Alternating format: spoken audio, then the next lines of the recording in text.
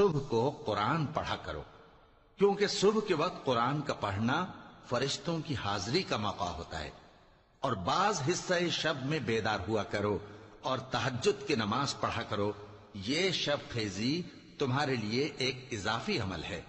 امید ہے کہ اللہ تم کو مقام محمود پر فائز فرمائے۔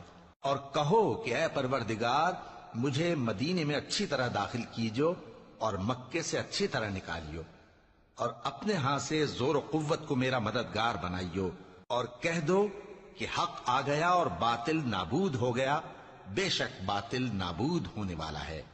اور ہم قرآن میں وہ چیز نازل کرتے ہیں جو مومنوں کے لیے شفا اور رحمت ہے، اور ظالموں کے حق میں تو اس سے نقصان ہی بڑھتا ہے۔